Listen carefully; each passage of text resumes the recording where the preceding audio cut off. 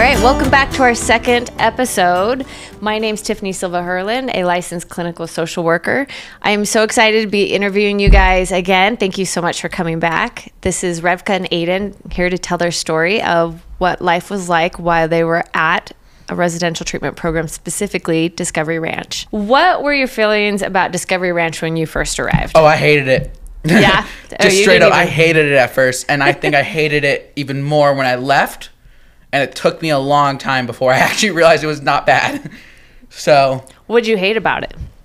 I just hated it. I didn't want to be there. Yeah, that's pretty much, but that's every kid. There's very few kids who want to be there. What was it like for you with the first week of him being gone? So the first few weeks at DR were actually uneventful. It was sort of a honeymoon period, and I think Aiden may have forgotten that. That's what every kid So he goes was through. being amazing, earning his points and on track. You know, they started at 0, but they can get a 1 almost immediately.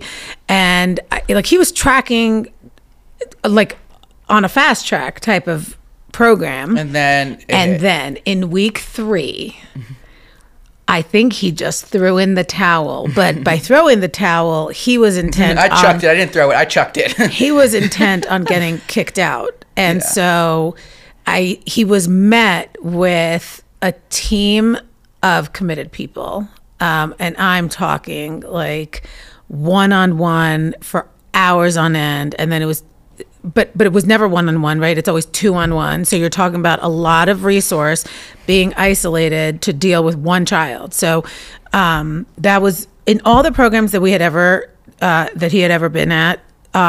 This one I think it was the always hardest. 2 adults to 1 child. So I think you'll find that that's in most cases.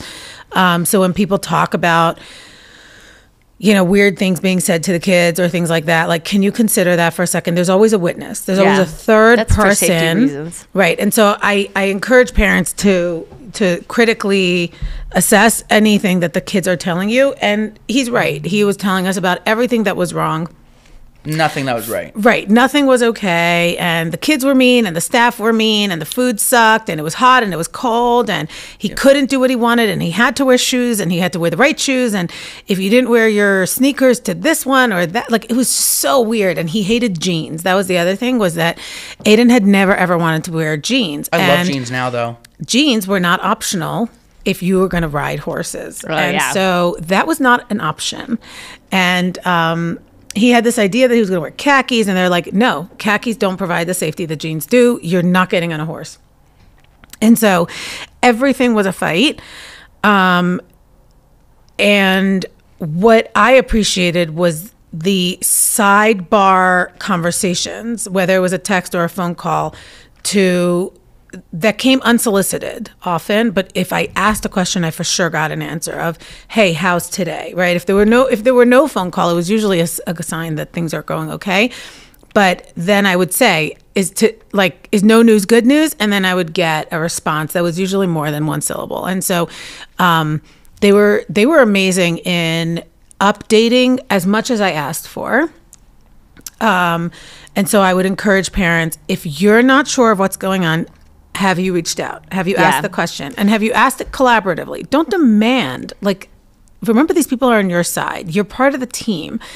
I think the most offensive thing that I see is when people demand something from the administration as if they're not already giving your child 100% of themselves, but somehow they owe you something. Yeah.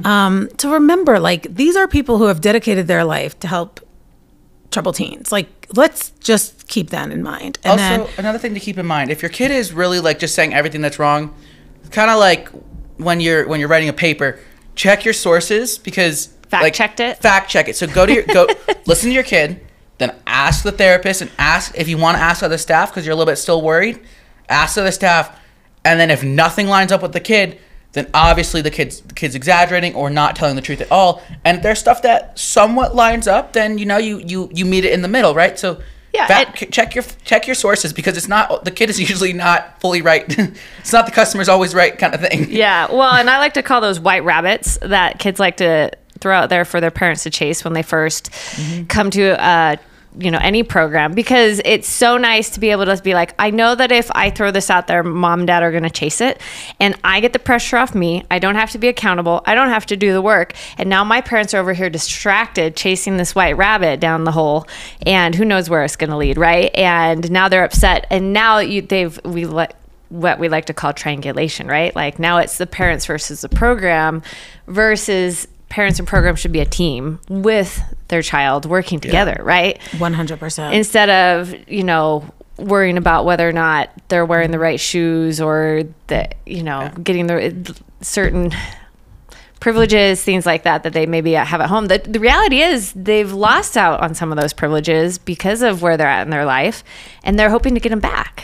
Yeah, I think there's more than that. Like some of the things that these programs put in place are not important in the value of their own rule, but rather teaching you a lesson. So one of the things that I like to, Aiden and I have talked about quite a bit, is at Discovery Ranch, you need to wear your tennis shoes to the gym. And if you don't, like if you're and outside of the house. Right, okay. But then you could wear your boots also. But you have to wear the right shoes to the gym. And so it's kind of like, well, who cares if I'm working out in my boots, or who cares if I'm wearing my Crocs? And the answer is, it has nothing to do with what shoes you are or aren't wearing to the gym. It has to do with show up to work in an inappropriate outfit, or show up to work without your laptop. You can't stay at work without your computer. Now you have to go home and go get your computer. How do we teach you that when you're 17 on a ranch? Well, we're going to put the similar structure in place, but using something that's available to us. In this case, your tennis shoes. So understanding that the whole purpose here is to set you up for success in life. And if life requires that you have certain equipment for certain moments in your life, i.e. a job, then we need to mimic that with something that's available on the ranch. And so, like, we've talked about how much sense that makes.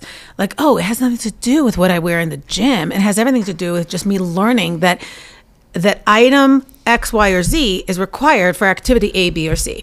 And so I think, again, asking the questions, because early on they told me that. Someone explained it to me that it had nothing to do, we're not married to the shoes. We don't care what shoes they really wear. There's a principle behind it. Exactly. We're trying to drive home here that you can't show up to work without your stuff. And so asking the questions and then being present. So go out there. When they tell you that it's time for a visit, show up. Don't make excuses for why you're not. This is a priority. This is part of the program. This is important. When you're scheduling your family meeting, pick a time that works, and then it is priority. Come hell or high water, it is priority. Now, there were a few times that we had to move that time around. But it usually was not based off the parents. It was usually based off of me. So, I mean, it sounds like it goes back to there's a lot of collaboration, right? Instead of like, I think some parents sit back and be like, well, they're the experts, so I'm not going to ask any questions. And it's like, no, actually, you're allowed to ask questions. You're the parent. This is your child. And oftentimes I'll have friends who send their kids to family therapy, or not family therapy, excuse me. I'll have friends that send their kid to individual therapy and be like, I don't know what's going on. Am I allowed to ask how they're doing? I'm like, absolutely. They're your child. Like, ask, collaborate with the therapist, work with them. And it's the same thing at a program. So working with them. And if there's something that's concerning, these people who care and have things set up for safety for your child are going to listen, and they're going to work with you to, like you talked about in the story in the last one, that he's diabetic and needed the Diet Cokes. They're going to try to do their best to meet you where he needs to be. You know what I'm saying on these things? Yeah. If they can, they will. Yeah. Which is huge. Collaboration. Yeah. I think prioritizing the program and understanding that this is going to be part of your life too. So, obviously we don't know how long it's for, but make it work. So make it work for your everyday life, so that, right, if it's going to be hugely disruptive to your job and your child might be here for a year and a half, you need to find a time that works for you. So maybe you need to do it after work, or maybe you could do it on Friday afternoons when you could sneak away. Figure it out. They'll work with you. But you need to be present. It's not a call for you to take in the car on your way home from work. It's not a call for you to sort of, maybe multitask during that call. You really need to bring your whole self to that call.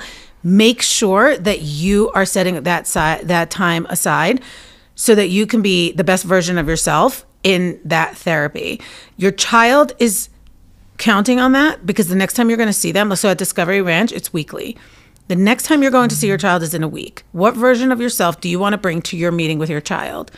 Even if you have anger, even if you have your own stuff that at some point you do want to unpack with your child, remember, this is your 1 hour with your child. The next time you see them is in a week. So again, what version of yourself do you want to bring? I think people get, it's a very emotional process. It's a very intense and taxing, exhausting process. And to add to that, like depending on what self you bring, like I mentioned in the last episode, we are the kings, and if you're dealing with a daughter, the queens of manipulation. So if we see that you are in a bad spot, and vulnerable, we are going to exploit it. We are going to use it to our advantage. We are going to pull your heartstrings. Well, I think what I'm hearing you say is that there's this whole structure and system at a residential treatment program. Like, so at home, it's just mom and dad. Maybe sometimes you go into a therapist, but there's so many variables, and there's not a whole team necessarily working together and collaboratively. Whereas at a residential treatment center, you have the nurse working with you, the teachers, the staff, the parents, your therapist, everyone, and they're all meeting and they're all discussing your needs and working together collaboratively like we were talking about, and to hold you accountable and to help you grow and to learn and to move forward, or say, hey, we noticed you did this action prior, but you fixed it. But you fixed it. Let me ask you this, Mom. You know, I think a lot of times people, when you look at outpatient therapy, you just send your child to an outpatient therapist. But in regards to residential treatment center, the involvement of the parents and the family is much more. What is that like for someone who's unaware? Help paint a picture of what your involvement looked like and why. Okay, so before that, I'll say that when you're at home, you send your kid to school and you send your kid to therapy, and maybe they are also in sports, and there are all these siloed activities that your child partakes in, and you are the center of it, right? Like, you're basically the nucleus of all these things that the child is doing, but they're not really talking to each other. Even if they are, it's not on a regular basis. When a child goes to residential treatment, the school and the kitchen and the night staff and the therapist, they're all part of the same unit, right? And no so one's out of the loop. Right, everybody knows everything. They're all charting in the same chart. So if he had a bad night at school, the therapist knows about it because it's in the chart, and she probably already saw the teacher who experienced it. Or if he ended up grabbing the wrong dessert, or so there's all this communication. And so I think the number one thing, and maybe for some it comes more naturally, I am outgoing. I am sort of like, I managed to insert myself into the community. But I think if it's not natural for you, then learn quickly how to do it. Even if it's not super comfortable, but make yourself part of that unit. You want to be in the nucleus of your child's treatment team. And to do that, you are the one that's far away, right? So one, go to all the visits, go to the parent days, be part of the program, be present for any phone calls. If they say, hey, we want to catch up, prioritize that. Not in 3 days, today.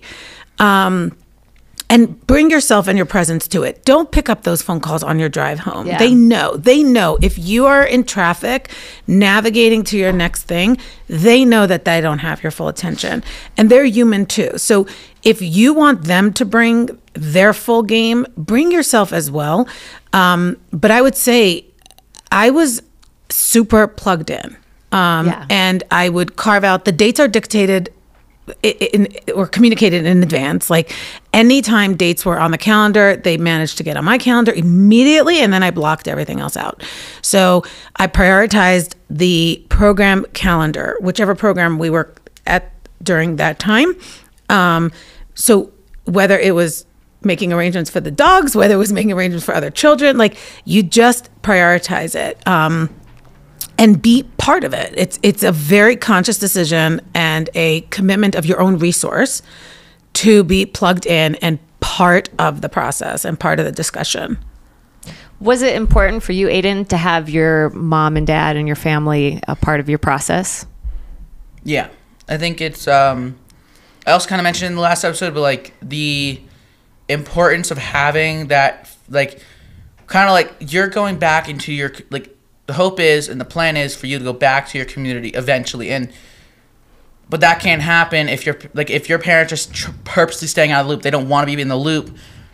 Like, and they're like, great, you're coming home now. It's like, but what am I coming home to? Because you weren't there. Like, how am I, like, there's no way to really have that community, even though you're ready to be part of a community, but you can't be part of a community because they did not involve themselves to make it so it's a community, you know? Yeah. And so it makes it hard to do that. I think also understanding what is your end goal. There are families that perhaps under certain circumstances that are unique cannot focus on reunification in the short term. But I would say that for our family from day one, right? It's why I probably deliriously thought that this was only going to be a 6 to 8 week journey, was because reunification was not only not an option, like it was the ultimate goal that could not come soon enough. So it had to be redefined. Reunification was redefined multiple times because we had a family visit that had to end early. And that was a devastating experience, right? We came out here, we signed the contract, we had the rules were getting bent and then very quickly broken. And we had to make the impossible decision of calling the therapist on Saturday morning and saying, this is failing. Like, we are failing, like, rapidly. Yeah. And she said, get in the car and come back. And that was that. And on Which the is way so hard back, after all the effort you've done, and you just, again, kind of like we were talking about with, well, we want this to go well, but the reality is it isn't. I remember seeing We this don't wanna from miss my out. mom almost. Sorry. I feel like I could see it, like, in the next family call was this expression, like this look of like all hope is lost, almost like So you feel like, oh my discouraged. God, I thought we had made all this progress, and like he just immediately just, or like it almost seems like he erased it or like went back all this way. It's like, is this just not gonna happen? But it's like, you can't really think about it that way. You have to think, and like it took him, like I think it took a minute to realize, like, okay, we're back a little bit on track. Like this will be okay.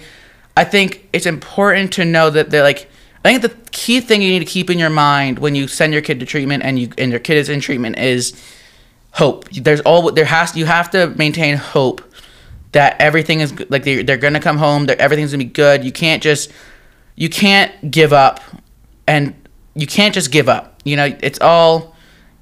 Yeah, it's a fight that you have to. It's a internal fight you have to keep fighting on both ends. The kid has to do it, and the parents have to do it. And there's just hope. There's always hope, and there's light at the end of the tunnel. You have to remember that. Whether that light is super far away or not, you can't forget that there's light. so I will say he could not. So how he just said that, it doesn't matter how dark you as a parent feel and how hopeless it might feel in that moment. It goes back to what version of yourself do you want to bring to this call? He sees you once a week for an hour. Who do you want to be on that call? And remembering that he's not home and we're the grown-ups. Mm-hmm. So bringing that version of ourselves, being hopeful, being plugged in, being just present. present, irrespective of how crushed we were. Yeah. And I was devastated. And I do want to talk about that a little bit because I think Please. it's important to understand that this journey, it ebb and flows, and boy, does it crash sometimes. So Yeah, I this actually is- wanted to ask what were some of the hardest Yeah, parts so- without giving detail.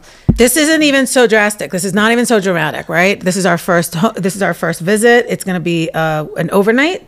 So at I don't think Discovery, it was the first overnight. I thought. it was our first Which overnight. means you So- didn't leave the state, but you were staying close by overnight, Yeah, we were in right? Salt Yes. Lake. Yeah. So- Which we actually, I think that was like something like the first overnight, and then it was like I think we made a mistake of going out this far. And then I think the next overnight, it was actually like there was a rule of the radius we had to be in. Like that was Yeah. part of the visit contract, and it took a little bit to regain that trust to go back out to Salt Lake. So And- for our listeners who are unaware, like a lot of times programs require that families not only do weekly family phone calls, but then they come out and try practice runs, right? Like whether it's a in-state visit where it's just during the day for a few hours, or maybe it's an overnight, or maybe they take it, if they've done well, then they may have a home visit eventually. So it's just, again, like these little tests that parents Yeah. take to say, okay, here's a new system, here's the new rules in place. How are we going to do? Yeah. Can And parents sometimes- hold it? Is the child going to follow it? Are they going to Yeah. push the boundaries? Yes, probably. And sometimes to make sure that that there's going to be, before even a home visit, I never did this, but I mean, also I never really got to a true home visit. I had what we called an out-of-state overnight, and a lot, which ended up going to what I now call home. But I think that another thing is some parents, what they do, or what some parents want to do, and the therapist also thinks it's smart, is to make sure that they don't get in trouble on their first home visit, and to really like set them up for success. Yeah, They do it's a what safety net. they call an out-of-state overnight. So they do it where they can leave the state, but they can't go. They're not going to, like, they don't go to their home state. They have to stay Yeah. out, but they can go out of state. They can and they are allowed to. It's an overnight. It's like a weekend overnight. Or it's however long you can go out of state, and instead of going home, because they don't want to go home and then like relapse immediately. They want Yeah. you to be able to practice being not in a treatment center and being out of state, like almost like a vacation, a therapeutic vacation, right? And Yeah. then go and then try a home visit after. Some people do that because it seems a little bit safer, like a safety net, like you said. At Discovery Ranch, you first have an on-campus visit, then the next one, it will be off-campus, but just during the day, and then following that, you earn an overnight. And so this is our first overnight, and our Airbnb was about an hour and 10 minutes away, just not even realizing, right, how far we were from campus. And it didn't really register why that would be important. It's not going well. He's breaking every rule, right? And we're not talking about dramatic things, but it's turning upside down very quickly. He's running us. He's manipulating us. He's trying to change the schedule. It's all the things that we signed we a weren't gonna do. contract about, right? And Wait, hold on. Just for everyone who's listening, a lot of DR is one of them, but they do something called a visit contract. So basically, before every visit, whether it's an on-campus, off-campus, overnight, home visit, they do a contract that you sign listing out all the rules and the things that the guidelines for this visit and there's goals for the visit, because obviously it's still therapeutic. It's not just have fun and do whatever. It's not just you have Disneyland a therapeutic trip. goal. Yep. And if you break any of those rules, maybe not the visit's over, but you are going to be held accountable, and there might be consequences for those the infractions, I guess you could call them, like. Yeah. And that is so it's a way to keep the students accountable on a visit, instead of, because there's a lot of kids who are still very vulnerable to a relapse, but they have earned the trust to leave, but they need to have those rules in place so that if they do relapse, there's a protocol to follow. Yeah, so things are very clear and explicit. Yes. And there's structure and safety. right. So he's pushing back. And as we are holding the line, he's escalating. And so at the point that we call for help, there's a lot of screaming and yelling. So nothing physical is happening, but it's rapidly declining. We're not in a good place. And so the initial comeback to campus was, let's just do a quick reset on campus. The therapist was going to meet us there, and this is on a Saturday morning. Oh, man. And so we're going to let's all meet at campus. Let's see if we can salvage this weekend. But on the way, because now we're an hour and 10 minutes away, so this hour and 10 minute commute, all hell broke loose basically. And by the time we get to campus, there's no salvaging this visit. We need to cut bait. Which is going to be so painful as a parent for you. You spent all this time, was. effort, money, emotional energy to have to hold that hard boundary, which I've had to help parents do. It's so painful for you guys. It's one of the harder parts of therapy, of this journey, was having to, I know that he looked forward to that weekend, but so did I. The getting to kiss him goodnight, getting to say nighttime prayer with him and put him to bed, getting to make breakfast and actually hand him his meds. These are things that I don't take for granted. And I relished it and I wanted it so bad. And here we are. It's the first night. So it's the first morning and it's all going to hell. And it would have been so easy for you to justify and be like, well, maybe he'll turn it around. Right. Maybe right. we'll just wait a little bit longer. But then what are we doing? We're literally telling him that all you got to do is go right back to it, and we will all You're fall in line, right? Right, Yeah. and we will all step right into the old pattern. And so we change our tickets and we go home. And Which is heart-wrenching. Beyond. Yeah. That was It just doesn't a even describe it. terrible trip home. It was all not only was the buildup of the excitement of getting to spend that time with him, that's gone, but not only that, now you have the mourning and the processing of like, this just went really wrong. And not only did it not happen, it actually went poorly. Like, it was processing a whole lot of loss. So discouraging, the loss, the grief. And this is where you then have to compartmentalize. So the next couple of days, I sort of marinated in that. I was not in a good place. But when it came time to have our Monday afternoon call or Tuesday afternoon, whatever family therapy was, trust and believe, I drank a Celsius and I brought the best version of myself so that I can communicate to him how hurt and devastated I was in a productive and constructive way. Because So wait, you didn't hide your feelings from him? I know, Why? no. Because that's not therapeutic. Because we are not going to pretend that this past weekend didn't happen, right? So if That's we're the all worst thing you can do. yeah. So if let's go back to vulnerability and integrity. Like, if we're going to do this, let's do it right. And if we're going to do it right, we're all going to put our marbles on the table. Yeah, well, the only reason I ask that is I think some parents want to shield their kids, right, from this extra hurt and pain. But then how do they ever become accountable if we don't show them the consequences of their actions? Also, you're setting an amazing example by saying, look, I'm going to be vulnerable and this was hard and I'm struggling and I can convey that to you in this more adult appropriate manner. because I trust you. Yeah. And I trust that you can learn to trust yourself. And because I love you. Right. And this is how we communicate as a family. Yeah. And so these are the moments that were very, very testing. And so we had to go backwards, right? Now, when you go back like this, now you're going back to step one of now you can have an on-campus visit. So go ahead and enjoy yourself and walk around campus as many times as you'd like, because now you're back to zero. So we had to do that several times where we would progress, and then we clearly, as a unit, were not ready. Important part of growth on the parent side for when that kind of thing happens, to be able to realize, okay, we're not going to be able to do this again. It's over. Like, this can't happen and again and again and again. So You want to break the pattern. we need to break the pattern, and we need to just, we can't continue. So we got to bring him back, try again another time, or see if we can salvage it. And otherwise, it's just going to feed manipulation. And so it's important, looking back on it as someone who was mad after. And Yeah, how did you feel getting taken back? I was very mad. And I did not take it lightly. I actually took that, I saw it as kind of like when my mom said, like, of this, don't give up on me. I saw it as that again. Like, but I saw it from more of a manipulative standpoint. Like, if I say you gave up on me again, they are going to be like, what did we do? We just screwed up. We shouldn't have done that. So using that idea of, okay, I tried it once. Let's see if I can do it again. You just gave up on me again. You didn't give me another chance. Well, and it's like, well, logically, yeah, we couldn't give you another chance. You weren't being safe. We did that. We tried that for 3 years before you went to treatment. Like, we can't do that again. So, of course, but we didn't give up on you. This is actually what you needed.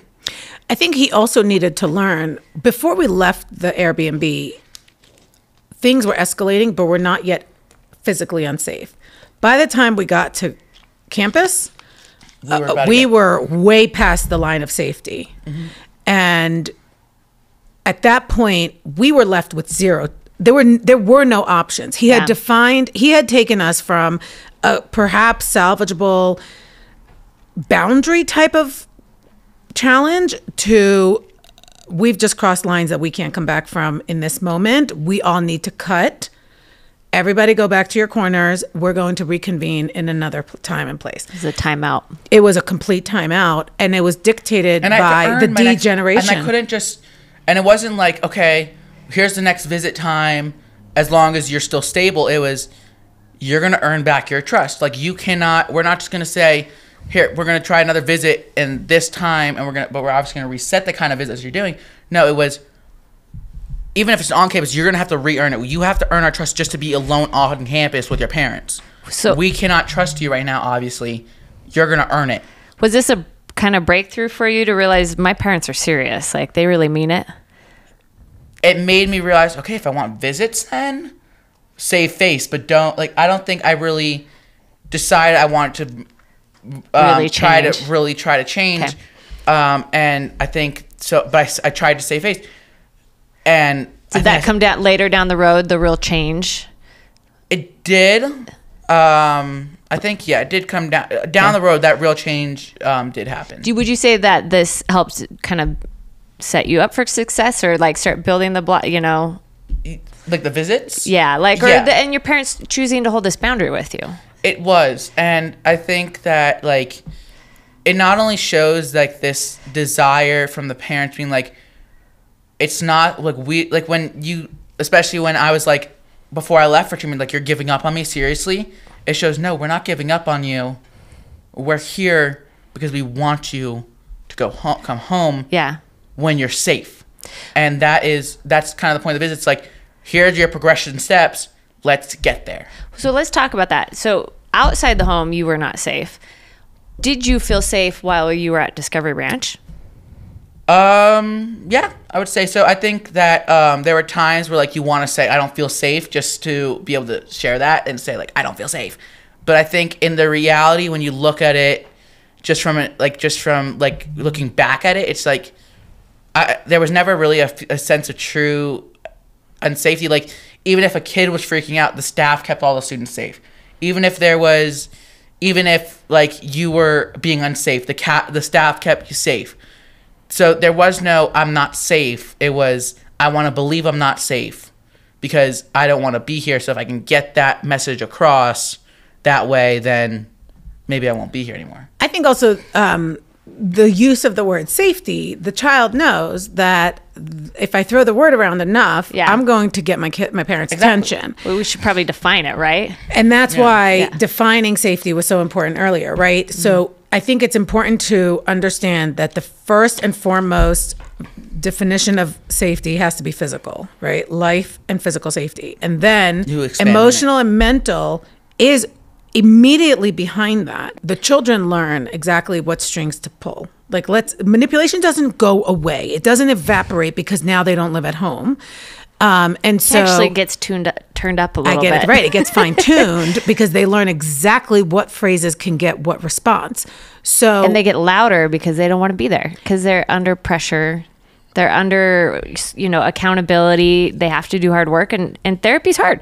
Therapy is hard work. right. So I think That's what I love about DR's motto, strength is in the struggle. I think Yeah. it's this, like, it's something that, like, you don't really, like, some people look at it and they're like, what does that mean? It sounds cool, but what does it mean? Well, what does that mean? Like, but then it's like, you look at it and it's just, you look at even just, like, physical strength. It's like, your body hurts before your muscles actually get bigger. Like, it's very similar to that, like, From weightlifting. right? You're saying you need grit. Yes, Right? there we go. That's it. Yeah, I was endurance. endurance. Strength is in the struggle. What do you want to say about that, Mom? Did you have something? I was going to go back a little bit and Okay. I answer your question about Feeling safe.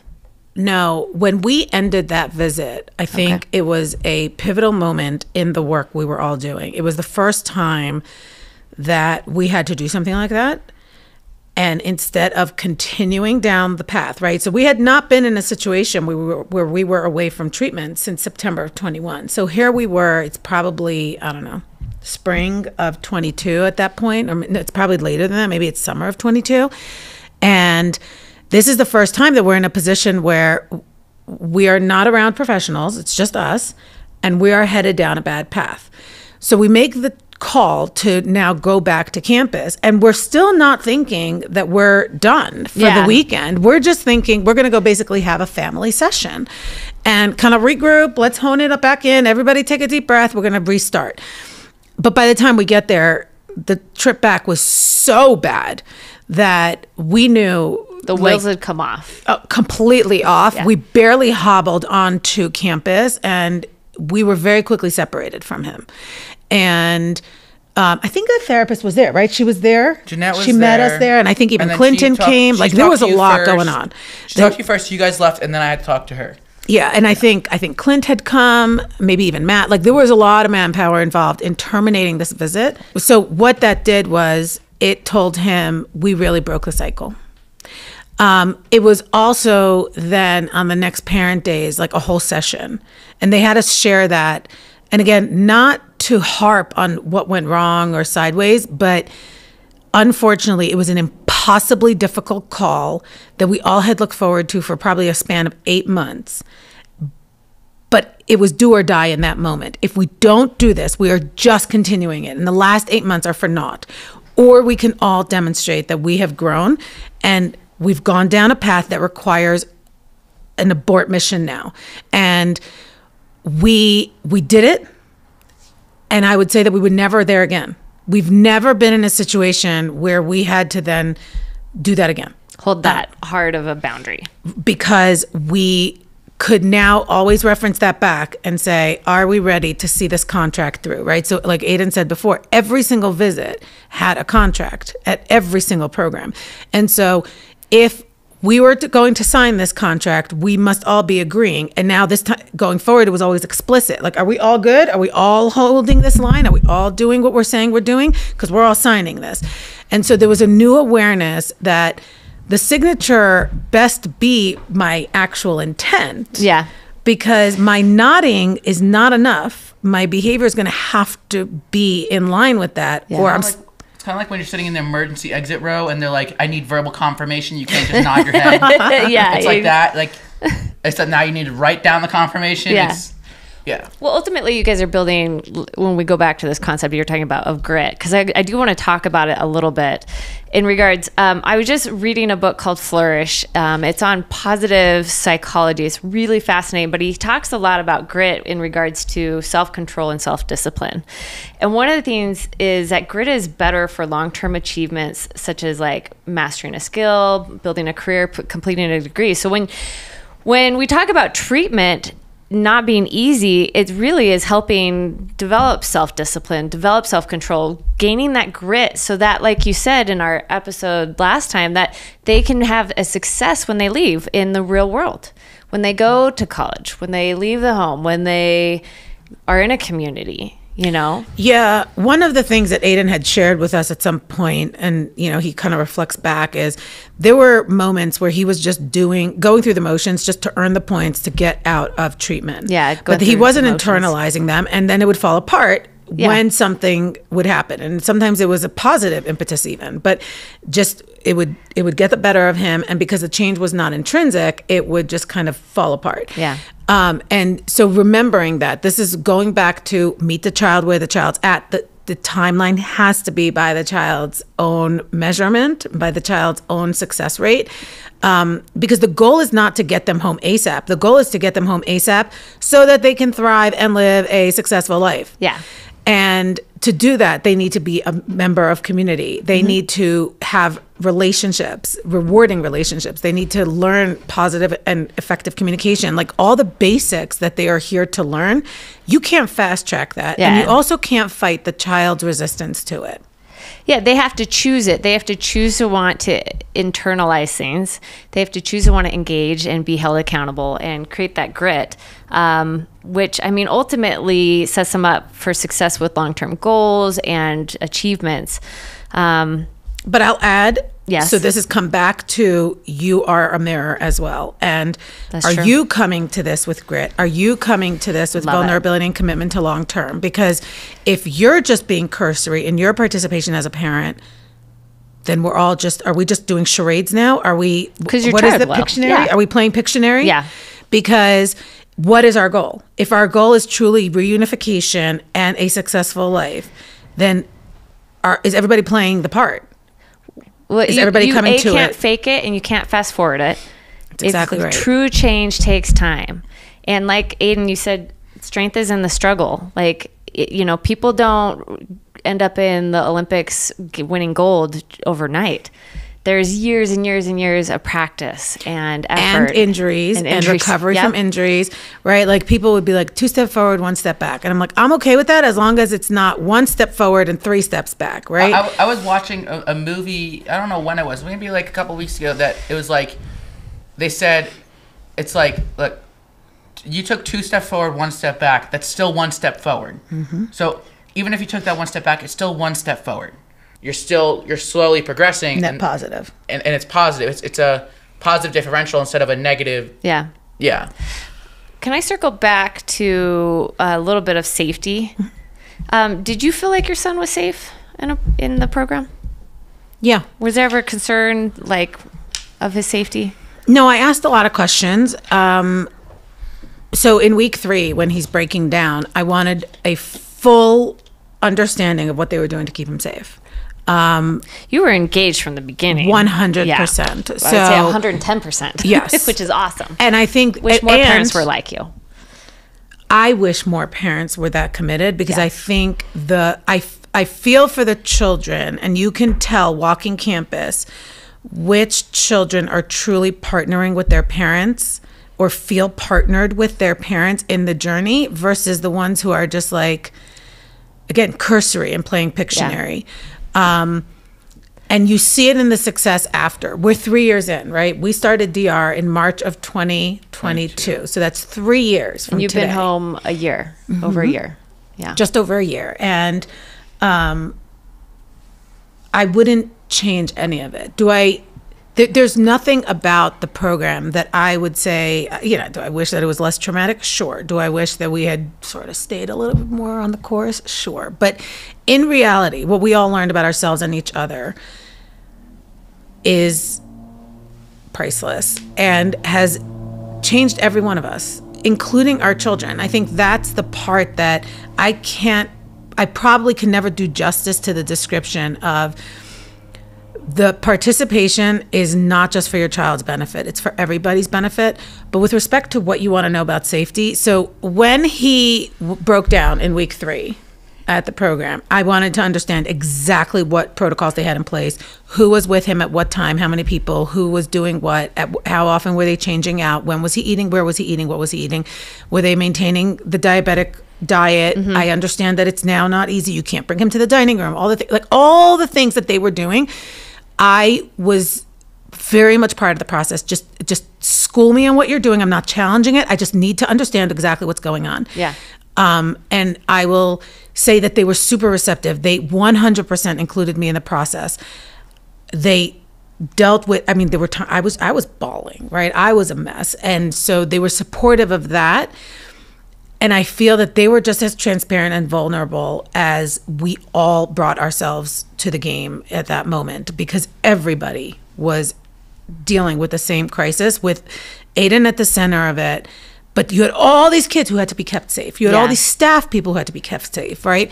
And so the transparent communication, the more transparency and communication you have, there are no secrets. There's no space for secrets, right? So if you start that way from day one, there's no need. We are all accepting that we are on a hard journey here. Let's all just be fully transparent in it. But it requires vulnerability from everybody. So this is where what you bring to it is what you're going to get out of it. Absolutely. Yeah, you can't show up, half engaged and expect a full 100%, return. Yeah.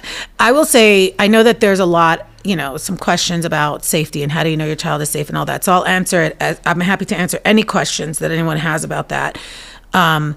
I will say that when your child is telling you they're not being fed and you go out there 3 weeks later and your child looks just fine. When a child's not being fed, they go gray and they look sickly and they become unhealthy. He has asthma, he has diabetes. I would have seen it in a heartbeat. I saw him on camera every single week. I would have seen, if your child's not breaking down, they look healthy and robust and they're doing all the things that they need to do, but they're crying wolf.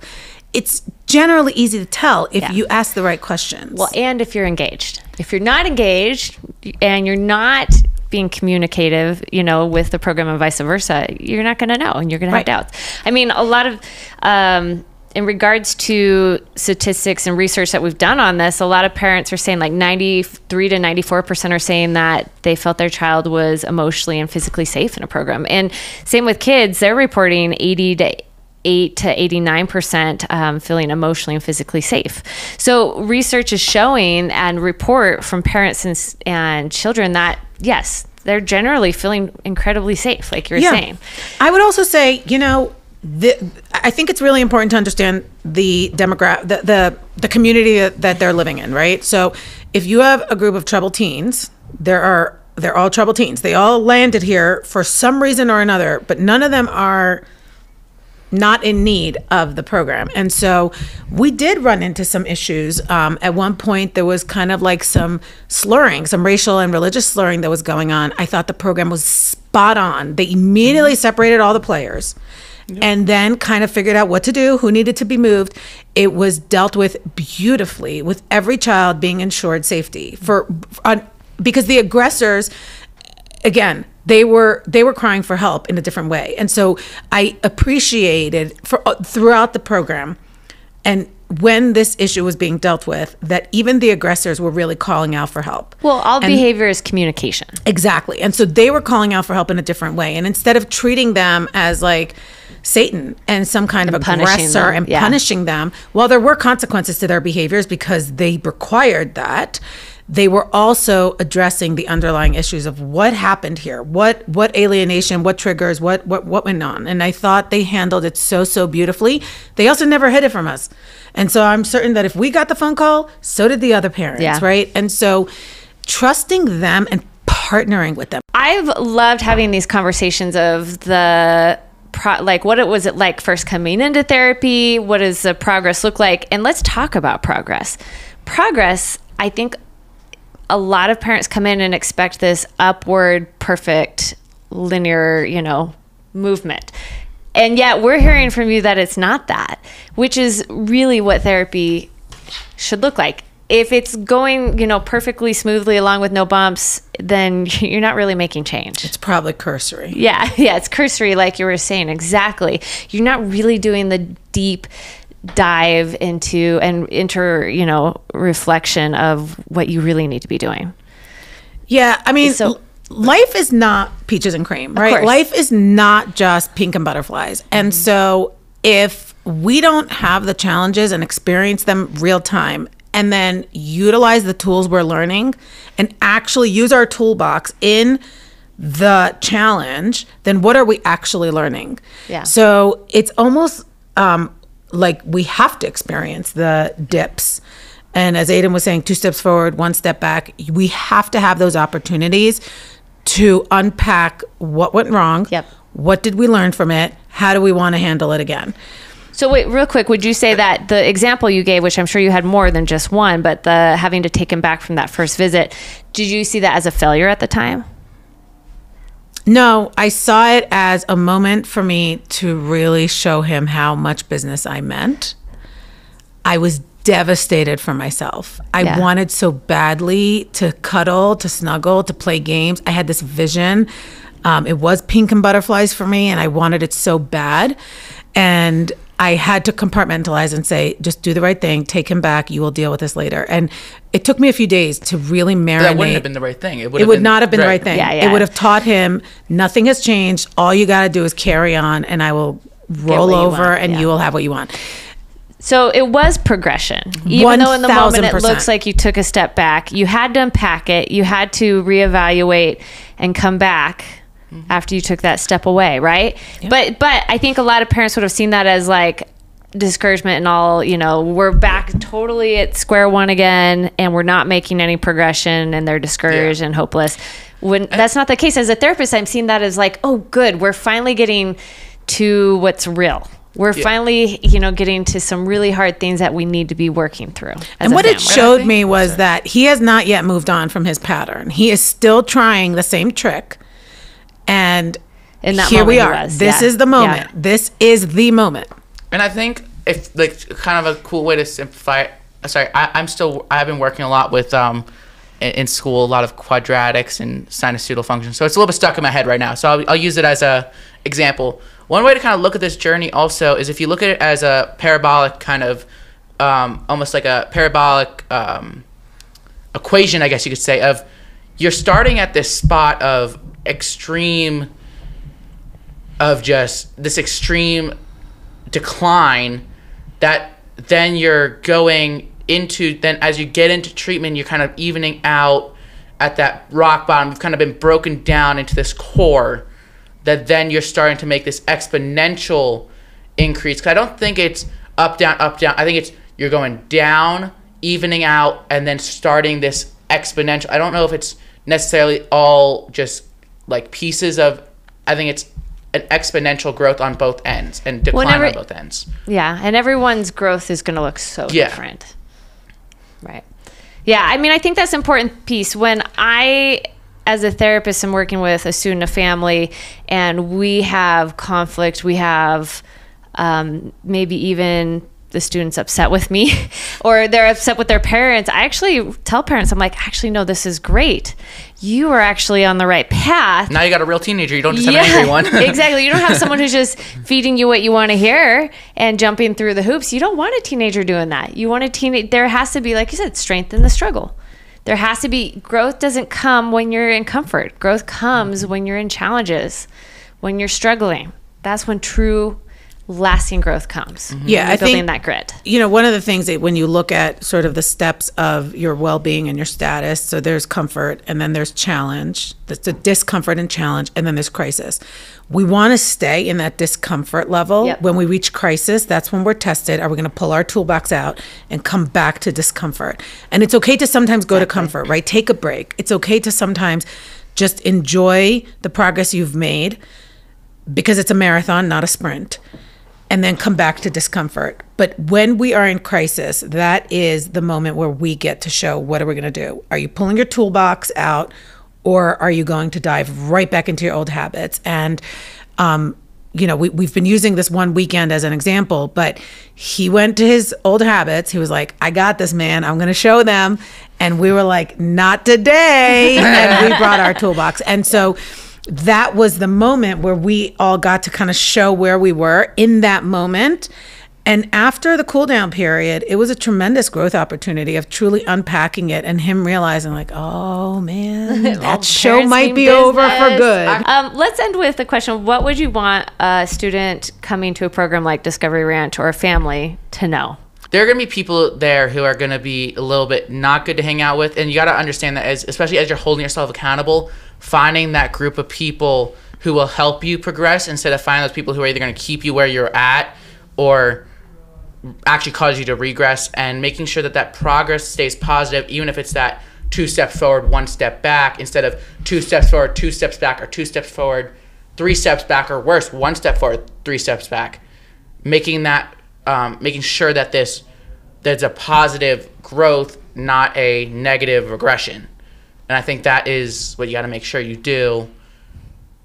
Just keep your eye out for that and make sure you find that group to grow with, not decline with. I love that. Surrounding yourself with the people that are going to build you up and help you succeed, rather than maybe going to the people that are comfortable that you used to hang out with. And I'll even say, like, for me especially, like those people that I grew with, that I was able to find that helped me grow, and we both all went through our struggles together and everything, I keep in touch with them to this day. Like I was actually texting with one earlier today. Like, so they're true friends. Right, they're people I keep in touch with. Lasting friends. Got and it. so that's also another thing, is you create this brotherhood and this link of someone who knows what you've been through, but also people you can stay in touch with and be friends. So was all this hard work and the struggle at Discovery Ranch worth it? Yeah, I think it's the struggle comes to strength, and that diamonds are built under pressure, and you have to then get this diamond that's just harder than anything.